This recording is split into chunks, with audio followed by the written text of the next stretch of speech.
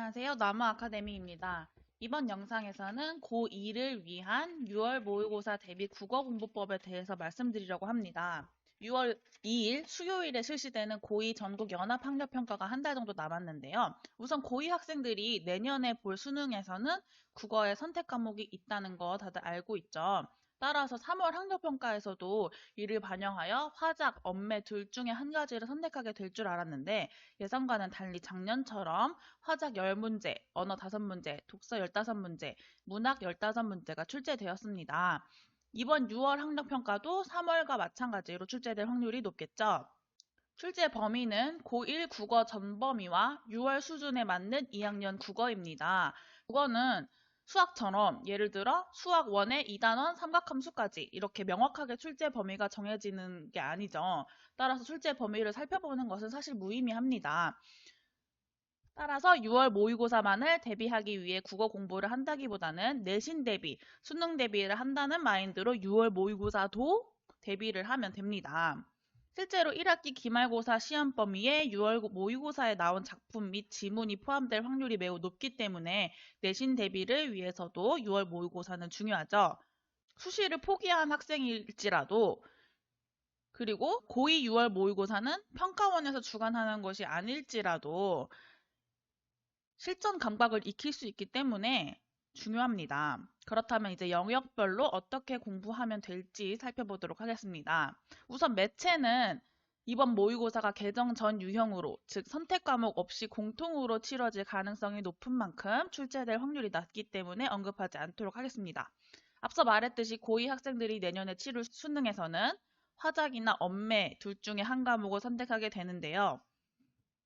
본인이 화법과 작문을 선택할 거니까 이번 6월 모의고사에서 언어를 다 찍는다든지 아니면 반대로 난 엄매를 선택할 예정이니까 화작을 다 찍어야겠다 이런 식으로 아예 몇 문제를 포기하고 시작하는 것은 삼가야 합니다. 왜냐하면 본인이 지금 화작을 선택할 것이라고 생각하고 있어도 이 결정은 얼마든지 바뀔 수 있으며 모의고사는 실전 감각을 익힐 수 있는 소중한 기회인데 실전에서 몇 문제를 포기하고 들어가는 것은 아니잖아요. 그리고 화작을 포기한다면 원래 80분에 45문항을 풀어야 되는 건데 화작 10문항을 포기하면 80분에 35문항을 푸는 거잖아요. 그러면은 100분 동안 45문항을 푸는 국어 시험과 마찬가지라는 거예요. 원래 시험보다 20분이나 더 주어진다고 생각해 보세요. 집에서 혼자 시간 재지 않고 푸는 것과 크게 다를 바가 없습니다. 이렇게 해서 나온 내 등급은 당연히 진짜 자신의 등급이 아니겠죠. 물론 10문항 정도를 찍는다는 것 자체가 이번 모의고사 등급을 포기한다는 것과 다름없기도 하고요.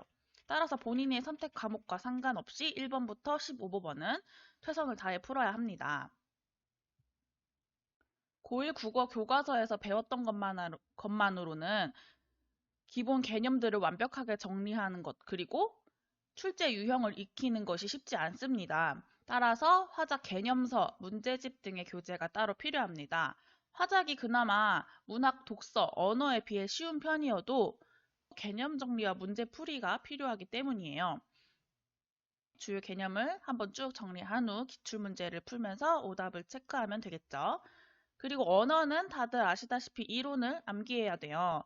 수능에서 언어와 매체를 선택할 것이라면 꼼꼼하게 개념 노트를 만들어서 정리해야겠지만 그렇지 않다면 고1에 배웠던 것들을 중심으로 의문의 변동, 문법 요소, 중세 국어를 중심으로 이론을 정리해보면 되겠습니다.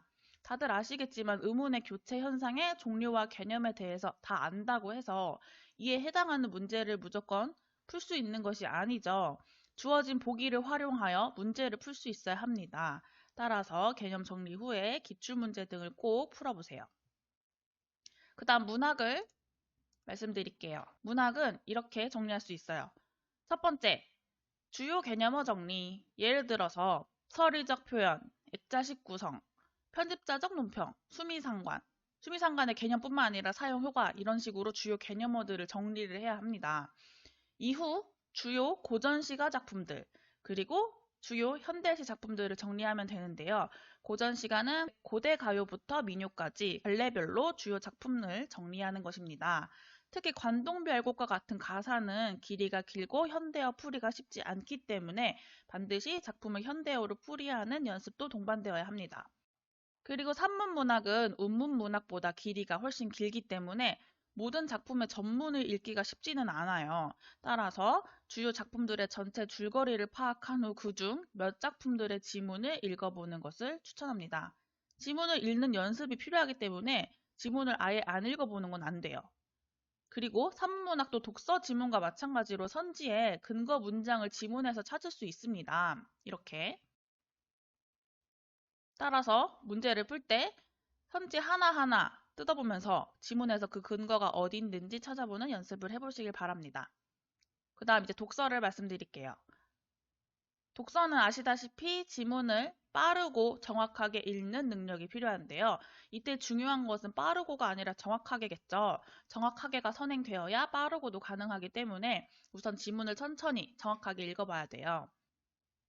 사실 독서 지문, 어렵고 재미없는 과학 지문이나 경제 지문이 출제되기도 하고 읽기가 너무 싫을 거예요. 하지만 읽는 것을 하기 싫은 것으로 이미 규정하고 그렇게 생각하며 지문을 읽으면 지문이 더 안 읽히게 됩니다. 만약 여러분이 영화 보는 것이 취미이고 영화를 좋아하는데 영화가 만들어지는 과정, CG가 입혀지는 과정에 대한 글이 나온다면 흥미롭겠죠. 또한 평소에 QR코드에 무슨 내용이 담겨 있는 걸까? QR코드는 무슨 원리인 걸까? 라는 생각을 했었는데 지문에 QR코드의 원리에 대한 글이 나온다면 흥미로울 것입니다. 그리고 글도 술술 읽히고 기억에 잘 남을 거예요. 따라서 지문을 읽을 때는 이 지문은 또 어떤 흥미로운 지식을 나에게 알려주려는 걸까라는 마인드로 지문을 읽으면 좋습니다.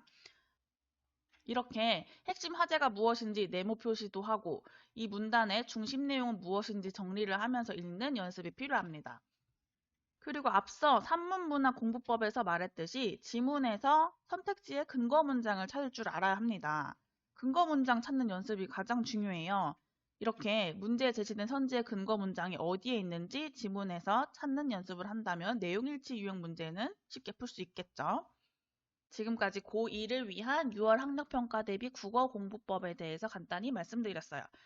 앞서 언급했지만 지금까지 살펴본 국어 공부법은 6월 학력평가만 대비하는 공부법이 아니라 내신 대비, 9월 학력평가, 수능 대비와도 연결되므로 이 공부법을 참고하여 국어 실력을 쌓길 바라겠습니다.